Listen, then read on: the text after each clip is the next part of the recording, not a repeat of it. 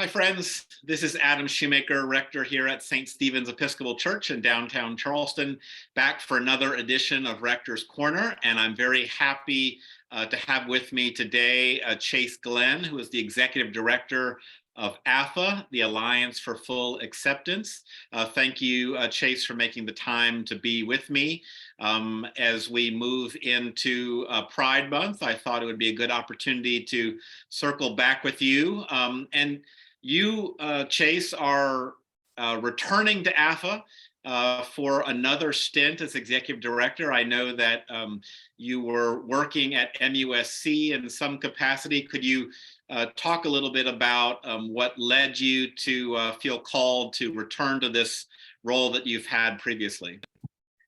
Sure. Well, thank you so much for giving me the opportunity to join you again. I remember doing this a few years ago, and I think at that time we were all really, in the thick of it with COVID. And it felt very different, but it's great to be able to have the opportunity to be back in this sort of context. So I left MUSC. I left the Alliance for Full Acceptance back in 2021 and went to MUSC as their director of LGBTQ plus health services, and then returned back to AFA as executive director just a couple months ago.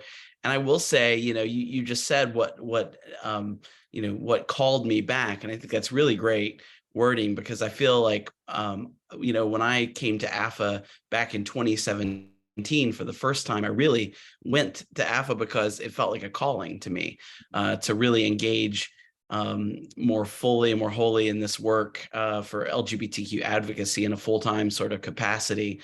And going to MUSC felt similar in that I, was really, moving in this sort of, going deeper in this work. But what has felt really good to me coming back to AFA this year has been just this ability to really dig deep into the advocacy work that we know is so needed right now for the LGBTQ community, especially at our state house, to be able to be vocal on these issues, to say what needs to be said, to not feel like my hands are tied at all, and that I can really stand up for our community. So it does feel like a calling to me, and it's been really affirming for me to personally to be able to step back in this role and to be able to feel really confident that this is the right place for me at this time to be in this work. And I really am grateful for the opportunity to be able to be back at AFA.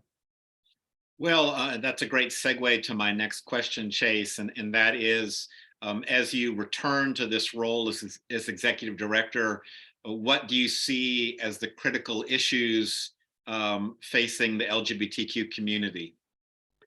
Well, right now across our country, there is quite literally a coordinated attack on the LGBTQ community in our legislatures across the country. And South Carolina is no different. We have seen a number of bills that were filed in this legislative session and that are horribly anti-LGBTQ, many of which directly attack our trans community, and even more specifically, trans kids. We see, bills that are trying to limit access to healthcare, limit a trans person's ability to update their gender marker on their documents, their identity documents. Bills that are limiting access to curriculum for students on topics that are important that we all want to see covered in our schools around history and identity, and a whole slew of bills. And so really, for me, coming back to AFA, I said to the board from the get-go, before I returned, I said, here's where I feel like AFA really needs to step into this space and lead in the advocacy space. There's a real opportunity for an organization to be present at the State House in this way, and specifically for the LGBTQ community. And our board luckily also agreed that was really where AFA could expand our work and really solidify our presence at the State House. And so that's something we've been really focused on since I've been back. And now we're almost to the end of the legislative session. It's a bit of an non-traditional sort of into a session here. We all thought it would be over here last week. I know we're filming this here today, the middle of May, but it's continuing on as we see the fight for to pass a ban, an abortion ban, and so the legislative session is still going, but AFA's presence there at the State House is really important, and those are, to me, some of the most critical issues we're seeing are these legislative attacks on the LGBTQ community, because unfortunately we do live in a state where there's a majority in our legislature that thinks it's okay to attack trans kids and LGBTQ folks. So as an organization, we're there at the State House. We're trying to build relationships with legislators. We're trying to do our best to educate those who are on our side. That's a big piece of this, helping them understand the language, understand the nuanced, pieces of this conversation, so they can really be champions for us in a powerful way, and then doing our part outside of the State House to continue that conversation and sort of spur that along. We've done that, we do that in a couple ways all the time through our education programming, our trainings that we offer folks, but we also have rolled out a billboard campaign, which I'm guessing we might have a chance to talk about a little bit here, that is also kind of this idea of just kind of spurring along this conversation and getting people talking, because that's really, I think a lot of people navigate this world with a lot of assumptions about LGBTQ folks, and maybe they don't even recognize their own bias and maybe their own lack of understanding on the issues. So anything we can do to get the conversation going and then offer and supplement that conversation with the education we can offer and the advocacy we offer, I think is a good thing to help move things forward for us. Well, and what's so tragic to me, Chase, as a priest and pastor, is how much religion gets thrown around and used as a weapon in this forum, and that's why I've always believed it's so important for religious leaders and for faith communities to come out and to speak out. I will say, as an aside here, I was very proud that the bishop of the Episcopal Diocese of South Carolina, Ruth Woodliff Stanley, was at the State House, I know, speaking on this issue. I saw her with our own Colleen Condon up in Columbia on social media, and I was very proud of that. But I know that your billboard campaign also is engaging the faith community. The billboards that you've put up are talking about God's love for trans kids, for LGBTQ people. I wonder if you could talk about the response that you've had from that campaign. Yeah, it's this campaign. So for those who are not necessarily familiar with the campaign, there's a design of a billboard that's on interstates across South Carolina that are religious themed, some very direct religious messaging. They have a very distinctive look, a yellow background with red text, and they have these very, again, direct sort of religious messages that aren't necessarily the most warm and fuzzy messages. And so the concept that we had was to play off of that design. And I have to give a shout out to Christian Bryant, who's an AFA board member, who this is his concept that he took to us to do. And our two designs really just play directly off of that sort of look and feel of those other billboards, and they have messages that say, "Rejoice, God loves trans kids, and God loves LGBTQ plus people." And I'll say we have definitely hit a nerve because we've had some really incredibly positive feedback, and then we've also had some people who have a really emotional response that's not necessarily positive, which to me, again, says we're hitting a nerve. I think we're doing something right if we're having that sort of reaction. The most sort of meaningful to me, though, is hearing the stories of folks who have seen these billboards out on the road, been surprised by them, and then have an emotional reaction that's like, oh, wow, one of feeling affirmed in a way that maybe they hadn't felt affirmed before. There was someone who tweeted, who's actually a trans activist who lives in Florida, who was traveling through our state, going on vacation, driving through and had tweeted something about these other religious billboards and about sort of how, they kind of had invaded her car and had kind of taken her to a place mentally that she didn't necessarily want to be on her vacation. And she was getting ready to continue that tweet thread, and instead came across one of our billboards that said, "Rejoice, God loves trans kids." And she said, "I was getting ready to tweet about more of these religious billboards, but I just saw this billboard," and she took a picture of it, "and I burst into tears." And that sort of emotional response, we've gotten a number of messages like that, people saying, I think even surprising themselves, their sort of emotional response to that sort of affirming message and their identity and who they are, coming from an organization. They don't know us. They don't know if we're a religious organization or not. It doesn't really matter. Our point is that, like you said, religion for far too long has been used as a weapon against LGBTQ plus people. And, tying into what we're talking about around the political fight that we're in right now. In South Carolina, religion and politics is married in a lot of ways. And people use their religion as a reason to support some of these anti-LGBTQ bills.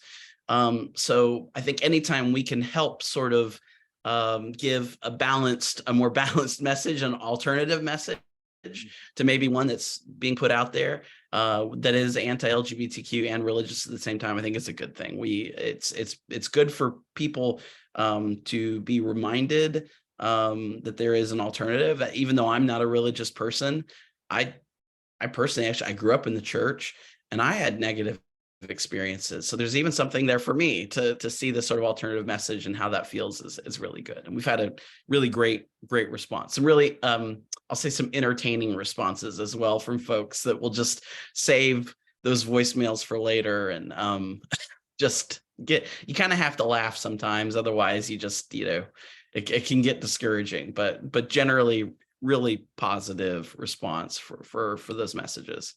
That's wonderful. That's wonderful. Well, you noted we're recording this video in the middle of May. By the time this video will be released, Charleston's Pride Parade will have already happened, but that's such a big event for us at St. Stephen's.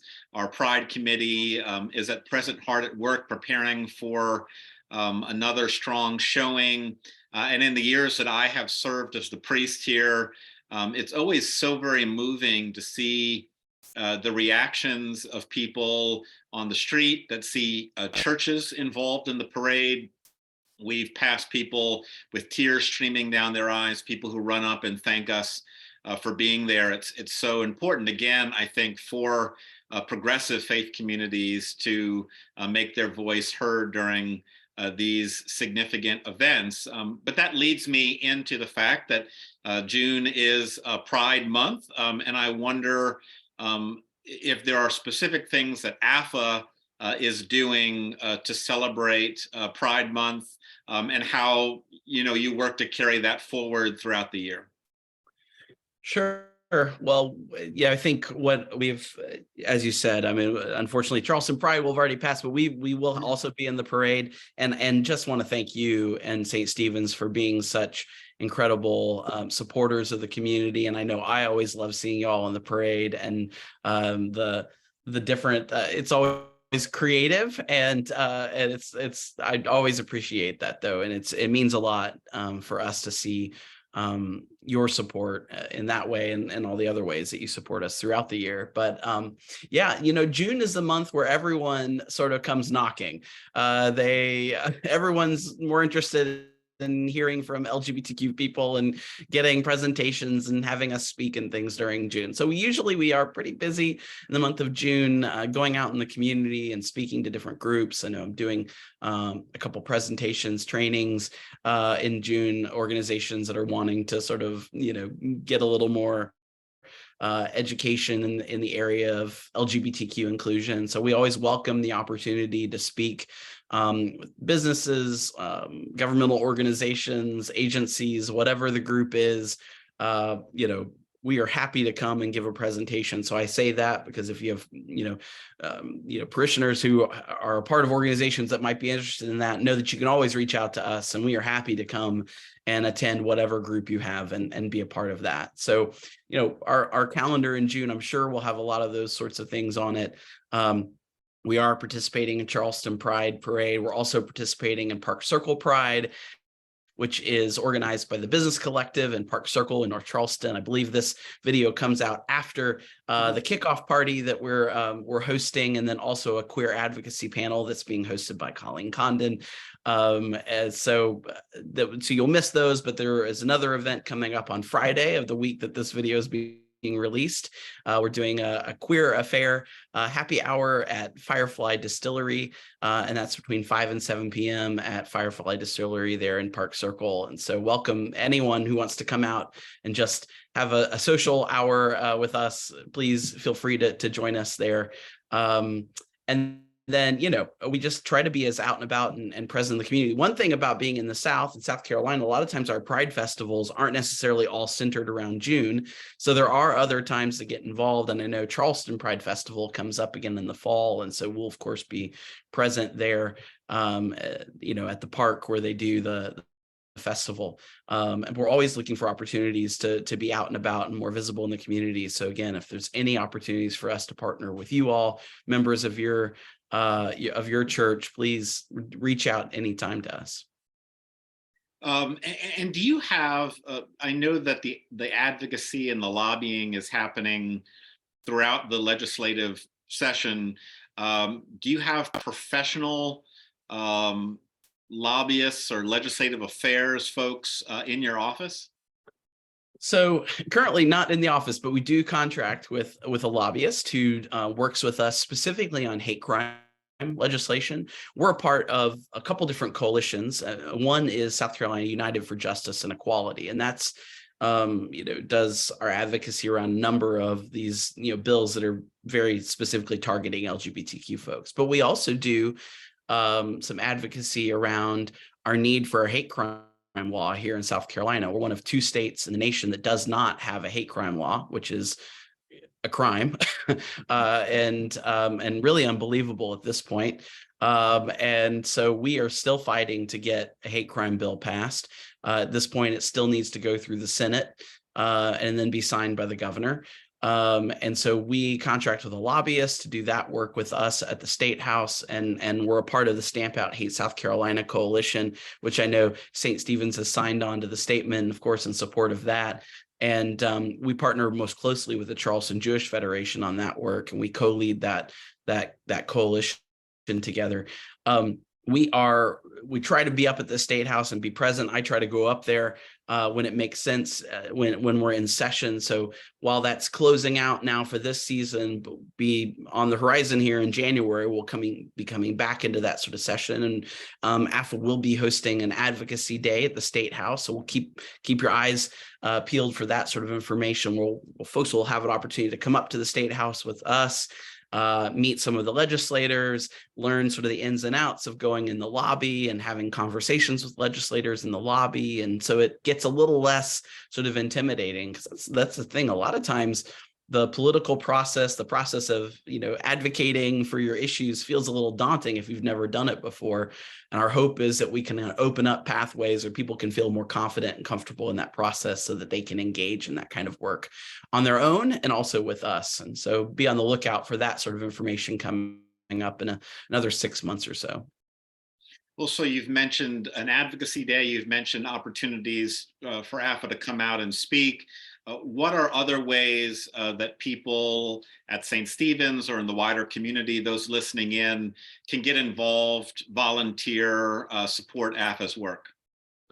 So, as a volunteer, we are, and full transparency, we're always looking for ways to help engage our volunteers more. We have a number of folks who are interested in volunteering in that capacity. One way is to come out to our events that we have, and we're hoping to ramp up and do more sort of programs, and then have those who want to volunteer can maybe join us at the programs and help staff a table and share information with folks and be able to attend the event.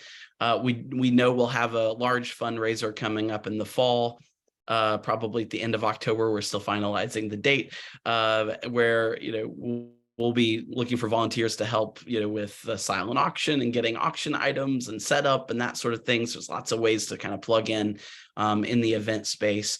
And just always though, hoping people can get more engaged and we can get people on a list so that when we do have these calls for action and we have some specific needs, we can reach out to the group, and folks can join in the work. Our volunteer interest form is on our website. And so people, if they're interested in getting on the list and getting the call when needed, feel free to go to our website and sign up. And what is the website for folks wanting to learn more? Yeah, absolutely. So it's affa-sc.org. And you're very active, I know, on social media. I follow you all, and you're on Facebook and Instagram. Is that right? That's right, Facebook and Instagram, and we're always trying to be active. We go. It's as a small staff. It's always, as I'm sure you can relate, with a church. You're always feeling like you should be a little more active on social media, but we try to keep at least the most up to date, pertinent information out there for folks. Well, Chase, thank you again for making the time to be with me today. Thank you for your work in our community, helping to make the Low Country a more just and equitable place for all people. It's wonderful to have you as a partner, one of St. Stephen's partners. We'll look forward maybe in the future to bringing you back, but really appreciate all that you do. Well, I thank you again. Thank you and the entire church for being such incredible allies and supporters and champions for our community. We really couldn't do this without folks like you. I mean, I say this often to folks that there are a number of people out in the world who won't listen to me. They won't give me the time of day. As a trans person, they might just write me off from the get-go and not feel like they should listen to me. But our allies can oftentimes have more impact than even I could, because your voice, especially as members of faith community and as faith leaders, gets you indoors and inside rooms that I can't get into, and your support for us really does help move the needle for equality, and we're so grateful for you. Well, thank you again, and thank you to all those who've been listening in on this conversation. I'll be back for another edition of Rector's Corner next month. In the meantime, friends, stay safe, stay well, and you keep the faith. Bye-bye. Thank you.